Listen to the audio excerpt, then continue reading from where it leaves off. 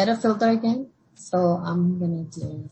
So just to be clear for our approvers, for Nina and Bobby and Erica and Shauna and Kim, and when you have these roles, all of these are going to route to you. So because everyone in the tax department is a 1042-S analyst, those transactions are going to route to all of your inboxes because you all have that role. For Nina and Kim, the expense partner, all of those transactions are going to route to you because you both have that role. So this is a way to be able to sort of focus in and assign if Erica typically handles all the foreign payments, you can use this filter so that she can just filter out all of the other noise and just look at the foreign payments.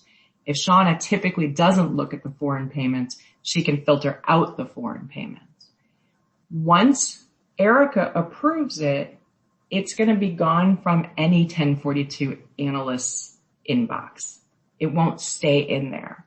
So if it's in all of your inboxes and Erica hits approve, it's going to be gone from all of your inboxes. So using this inbox filter is going to be a good way for you to manage that workload. Similarly for, the miscellaneous payments versus expense reports.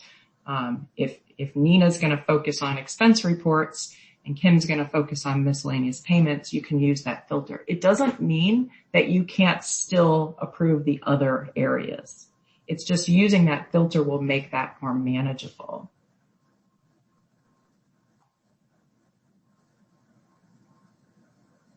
And does that filter stay? So if I set up a filter and I'm always going to be the one that's going to approve, whatever, some certain aspect, will the filter stay, or the next time I come in, I have to do the filter again? No, it would stay. Okay. It would stay. So it becomes your default filter, Lynn? Mm-hmm. Yeah. It will be part of your filters here. And there's no limit. So you can... Yeah, but I think what Amy's asking is if you were to sign out now, if Nina were to sign out and Nina came back in and signed back in and looked at her inbox, would her last filter still be there, or would she have to refilter every time? Oh, she will have to refilter because it defaults to all. It defaults to all. Yeah, so if I go back, I just... Yeah. Okay. So you'd have to refilter, but your filter choices would stay there. So you could just go drop down, click, I want to filter on this, like I did last time.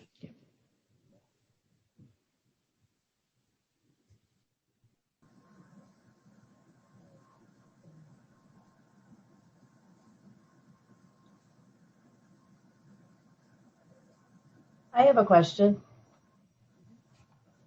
Yeah. Actually, it actually stays on your last filter. It did stay on the last filter. Go ahead, Lois. Oh, see, some of these say due on like 6/12, but when you scroll down, I didn't see a due date. Did I? I thought on the far left. On the far left, Lynn, in the inbox. Inbox actions. This one? Yeah, the inbox. Yeah, there. Yeah. I thought some of them didn't have a due date. Did I misread that? You scroll down, please. Well, you want to explain what that due date means? There is no due date for miscellaneous payment requests, Lois. It takes the document date. So if they enter the miscellaneous payment request today and approve today, then they get paid today. So that's how the miscellaneous payment request and expense report and so the due is when the payments due or the check we're hoping would go out. The payment would go out. Well, what? So the due date that you're seeing here is, so basically every single approval steps that we have on the business process, we put a 2-day due date. Okay. It's So just a this is what you turnaround see date, here. Lois. Like nothing happens in the system if you don't. If that was Yeah. driven by the department or if that was driven system or Yeah, where that came from. But it's a 2 day. Okay, I got it. It's system driven, but I will say when you look at the expense report, Lynn, if you could scroll down and find an expense report in the inbox, that doesn't have a due date. It has, I think that's what you were referring to, Lois. It has how many days ago it was actually put, like, I don't know if it was put online or it got to that inbox there. So 3 days ago as opposed to due date. Okay. Is there a rush functionality in Workday? There's no longer a rush, Doc. Yay! But there is email and phone calls. Yeah, I was going to say, but they can follow, the users can follow the process all the way through. And if they can see, like if you see up top there on Lynn's screen, it says status, waiting on expense partner. So the requester or user can see that. And if they know it's just waiting for that expense partner to approve that document, they can very well email Nina or Kim or myself to have that approved. Well, hopefully this will cut down on the things when you get a department who puts 50 documents online and every single one wants them. Stuff like remind that. Us. So there is a Workday functionality for express payment, but we removed it because there is no need for that. I believe there's no due date for expense. There's expense report, spend authorization, and miscellaneous pay requests does get paid as soon as they get approved. So if everyone's on their toes in approving, then everyone gets their money the same day. Our next day. Is it? It gets approved the same day, but it still goes through the overnight process, and the payment hits the next day, right? Right. So if they get approved today, before the settlement run happens, they get part. So they get part of the batch that runs by. It's an automated settlement run by banking, and then the printing of the checks will happen on the IT department once a day. So let's just say, they get printed in the afternoon, so the check would probably not show up tomorrow morning. And I think the settlement is 4:00. So it's not like 8:00 at night, which will be, so I think the settlements process, they're starting at 4:00, which will be different. So if you approve something at 4:30, that will be the next day. It won't settle till the next day at 4:00. You mean I can't approve my sales tax checks at 4:59 and expect them to get cut? That is correct. Dang it, Lois. 3:59, but not 4:59.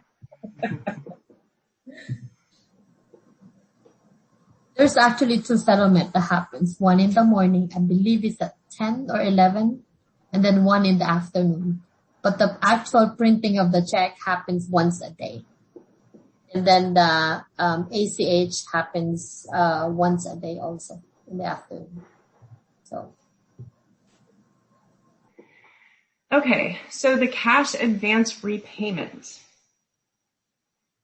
After completing this lesson, you'll be able to explain the cash advance repayment process.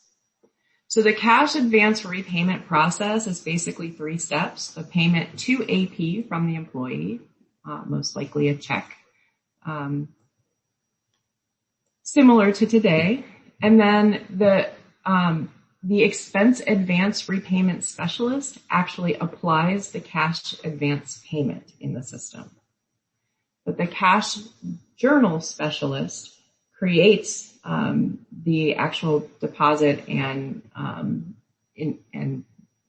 does the deposit. So the cash journal specialist is someone in Vivian's area, in the banking and settlement area. So there's segregation of duties. The accounts payable department receives the check and puts the advance cash, or applies the cash advance payment in Workday, but then Vivian's area actually does the deposit of the check. So the cash advance repayment process, the first thing you can do is run a report 5668. to find all the open spend offers.